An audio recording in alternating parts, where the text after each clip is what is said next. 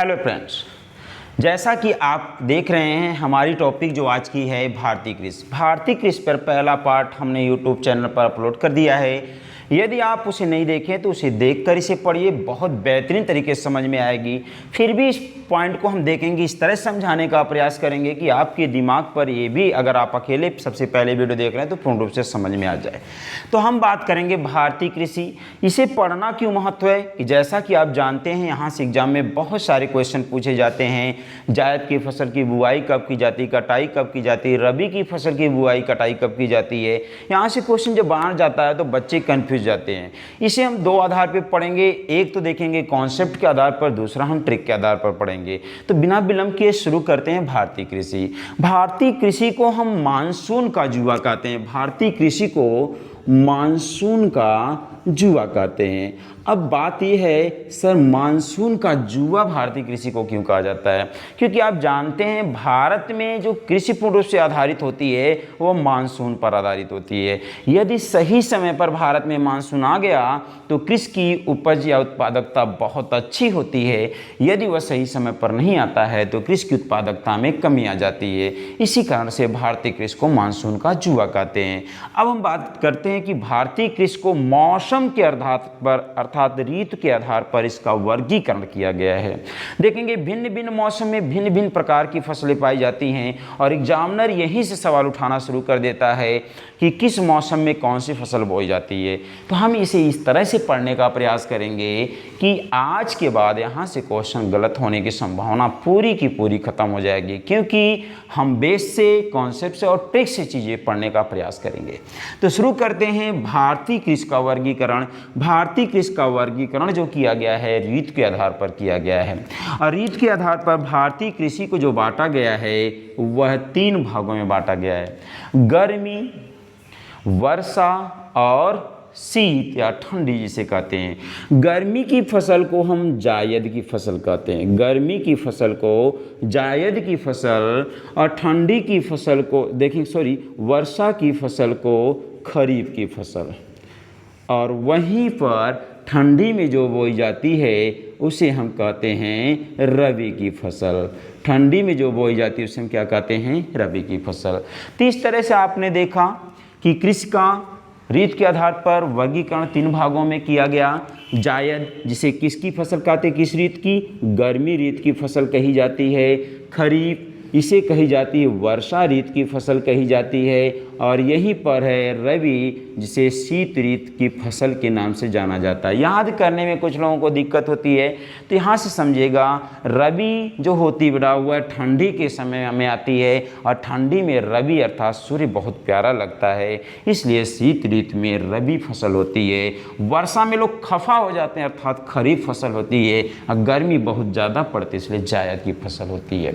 अब हम एक एक फसल के बारे में यहाँ से देखने का प्रयास करेंगे कि ये कब बोई जाती है और इसको काटा कब जाता है और कौन कौन सी फसल इसमें बोई जाती है। चलिए शुरू करते हैं बिना विलंब किए इन चीज़ों को। तो हम देखेंगे इन फसलों की जो बुआई होती है, इस फसल की जो बुआई होती है और कटाई होती है। तो हम देखेंगे यहाँ से बेटा इसकी बुआई कब होती है और इसकी कटाई कब होती है।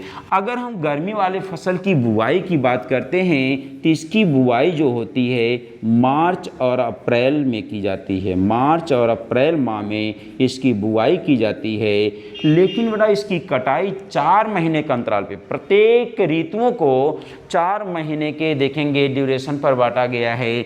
तो मार्च अप्रैल में बुआई हुई और इसकी कटाई की बात करते हैं तो कटाई जाकर होती है यह जून और जुलाई में। जून और जुलाई में इसकी क्या हो जाती है? कटाई हो जाती है। किस फसल की कटाई हो जाती है? तो हम देखेंगे जायद की फसल की कटाई हो जाती है। सर ये तो हमने देख लिया। अब यहाँ से जो क्वेश्चन बनता है ये हम रिकवर कर लेंगे। मार्च अप्रैल में बुआई और जून जुलाई में कटाई। अब बात आती है कि सर इसमें कौन कौन से फसल को शामिल किया जाता है। सर हमें फसल के बारे में बताइए, एग्जाम में क्वेश्चन यहाँ से भी बना देता है। तो हम देखते हैं फसल के बारे में।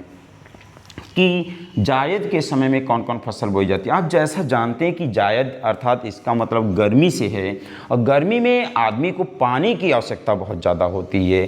तो इसमें देखेंगे जैसे हरी सब्जी हो गई, गर्मी में आदमी ज़्यादा यूज करता है, खीरा हो गया, कांकर हो गई, खरबूजा हो गया, तरबूजा हो गया, इस प्रकार की फसलें हम देखते हैं। साधारणतः अगर बाज़ार में जाते हैं तो सबसे ज़्यादा वह बिकती है किस समय में, गर्मी में।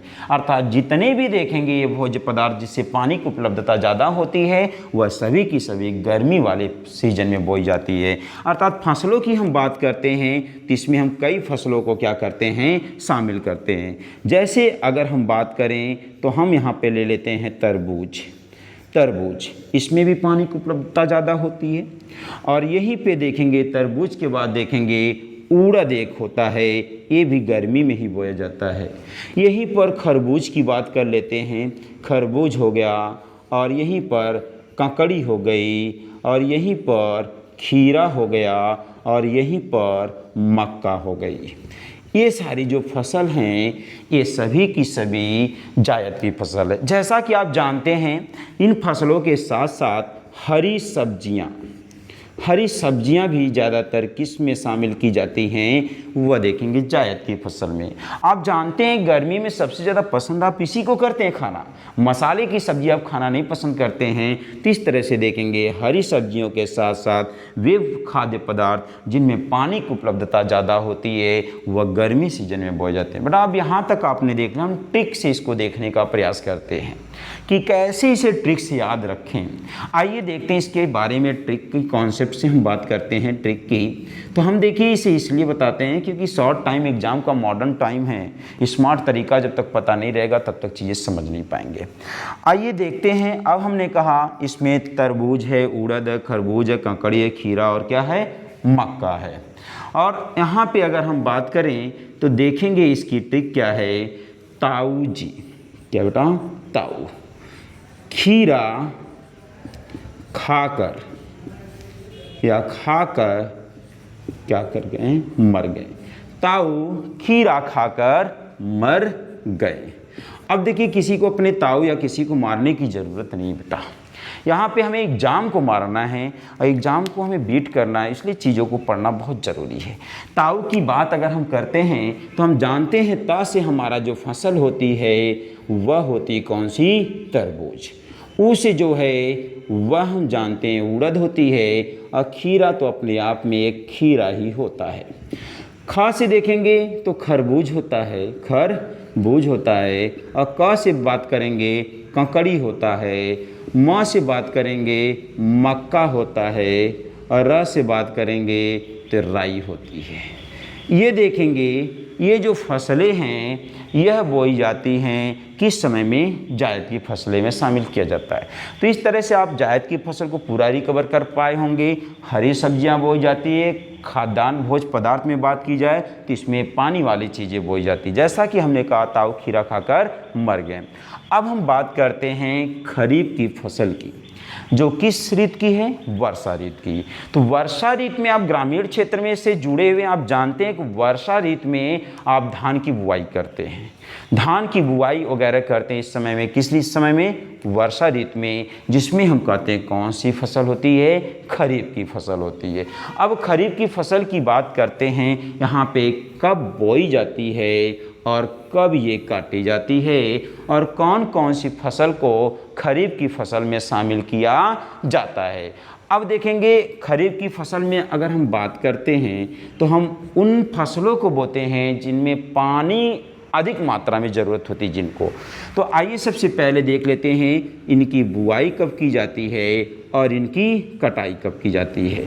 तो सबसे पहले हम बुआई की बात कर लेते हैं और फिर इसके बाद कटाई की बात कर लेते हैं। कटाई के बाद इनमें शामिल की गई या बोई जाने वाली इस समय की फसल की बात कर लेते हैं। बुआई हम उसी समय करते हैं जब हम जायद की फसल की क्या करते हैं, कटाई करते हैं। अर्थात हम खरीफ के फसल की बुआई जून और जुलाई में करते हैं और कटाई की बात करते हैं 4 महीने का पूरा देखेंगे सेशन लगता है, अर्थात समय लगता है किसी फसल को उगने और पकने में। तो जून और जुलाई के बाद जो 4 महीना आता है वह चल रहा होता है, देखेंगे अक्टूबर और नवंबर में। जैसा कि आप जानते हैं कि हम जो देखेंगे फसल बोते हैं इस समय उसे हम ठंडी में काटते हैं। जैसे जब दिवाली वगैरह आती तब हम धान की क्या करते हैं, पिटाई करते हैं। अर्थात हमने बुआई तो कर दी जून और जुलाई में, नहीं कटाई कब कर रहे हैं बेटा, तो अक्टूबर और नवंबर में। तो इस तरह से समझने का प्रयास कीजिए, 4 महीना जोड़कर याद करने का प्रयास कीजिए। अब हम देखते हैं इसमें शामिल फसल। इसमें शामिल अगर हम फसल की बात करें तो इसमें कई प्रकार की फसलों को बोया जाता है, लेकिन इसमें वही फसलें बोई जाती हैं जिनमें पानी की उपलब्धता ज़्यादा होती है, अर्थात ज़्यादा उन्हें पानी की क्या होती है, आवश्यकता होती है। जैसे अगर हम बात करें तो देखेंगे इसी समय बोई जाती है अरहर, गन्ना, धान, बाजरा,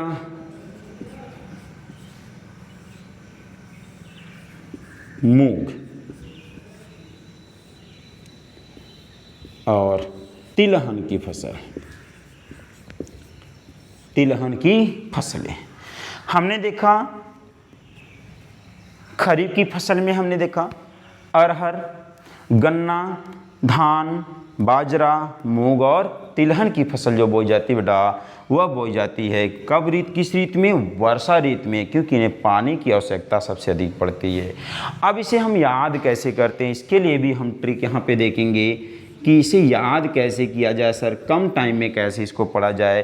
तो इसके लिए ट्रिक जो है हमारी है वह है अरे गधा, अरे गधा बाजा मत बजा, मत बजा।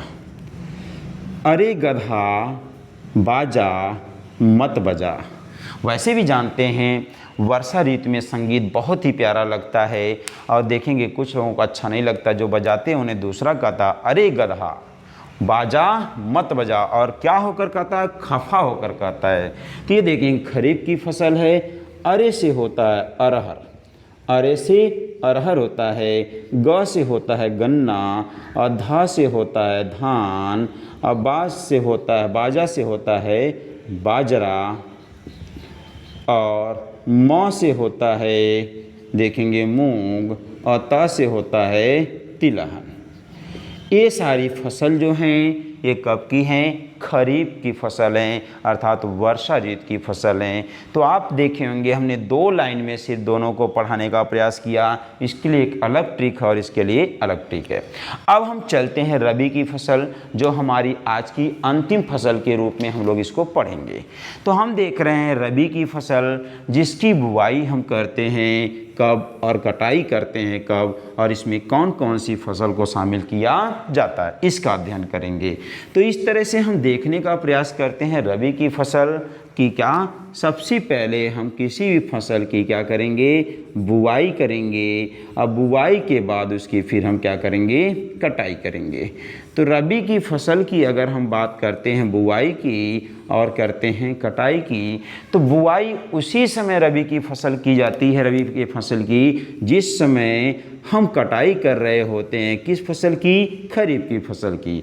अर्थात रबी की फसल की जो बुआई होती है अक्टूबर और नवंबर माह में होती है, लेकिन कटाई की बात करें तो ये वही होती है मार्च और अप्रैल में। तो मार्च और अप्रैल में इसकी क्या हो जाती है, कटाई हो जाती है। अब हम देखते हैं सर कटाई हो गई, बुआई हो गई, तो इसमें किस किस फसल को शामिल किया जाता है, क्योंकि यही तो एग्जाम का महत्वपूर्ण पॉइंट है। तो हम देखेंगे इसमें शामिल की गई प्रमुख क्रॉप या फसलें। ये बड़ा अच्छे से पढ़ें इन चीज़ों को, क्योंकि यहीं से एग्जाम में चीज़ें पूछी जाती है। अब हम देखेंगे इसमें फसल कौन कौन सी शामिल की जाती है, तो हम एक तरफ से लिखना शुरू करते हैं। देखेंगे पहली मुख्य फसल जो होती है गेहूं होती है। फिर देखेंगे इसी समय में जो होती है वह मटर होती है, चना होती है, सरसों होती है, गेहूँ, मटर, चना, सरसों और जौ। ये मुख्य फसल है, किसकी फसल है? रबी ऋतु की, अर्थात शीत ऋतु में जो बोई जाती है रबी की फसल में मुख्य फसलें हैं गेहूँ, मटर, चना, सरसों, जौ। अब इसे याद करना सर, इसके लिए भी कोई न कोई ट्रिक ऐसा बताइए जिससे याद हो जाए। चलिए तो इसको भी हम ट्रिक से देखने का क्या करते हैं, प्रयास करते हैं। आइए तो हम देखेंगे रबी के फसल की मुख्य ट्रिक। ट्रिक क्या है? एक रवि नाम का लड़का था, देखेंगे वह क्या खेल दिया। रवि आज सच में गेम खेल दिया। गेम खेल दिया। किसने खेल दिया? रवि आज सच में क्या खेल दिया? गेम खेल दिया। अब ध्यान समझिएगा, रबी से हमारी रबी फसल है। रबी से हमारी रबी फसल है जो कब बोई जाती है? शीत ऋतु में। बुआई इसकी की जाती है अक्टूबर नवंबर में और कटाई की जाती है मार्च और अप्रैल में। आज से अगर हम बात करें तो आलू है और आलू अनुसंधान केंद्र शिमला में पाया जाता है। और यहीं पर ज से हम बात करें तो जौ है। ज से बात करें जौ है। यह देखेंगे पहली लिखित अर्थात पहली फसल है जिसका उल्लेख ऋग्वेद में पाया जाता है। सा से बात करें तो सरसों है जिसको बोए जाने का पहला साक्ष्य हड़प्पा के कालीबंगा से मिलता है। और यहीं पर च से क्या है? चना है। गे से कहेंगे तो गेहूँ होता है और म से कहेंगे तो मटर होती है। अर्थात इस तरह से अगर हम बात करें तो मात्र 3 लाइन में पूरे हम फसल के सिस्टम को याद कर सकते हैं। लेकिन हमने दोनों तरह समझाने का प्रयास किया आपको, बेसिक भी और ट्रिक भी, दोनों को आप लिखकर एक बार अच्छे से पढ़ लीजिए। गारंटी है कि आपको ये चीज़ भूलेगी नहीं। फ्रेंड्स, अगर ये वीडियो आपको पसंद आई हो तो शेयर और लाइक सब्सक्राइब जरूर कीजिएगा।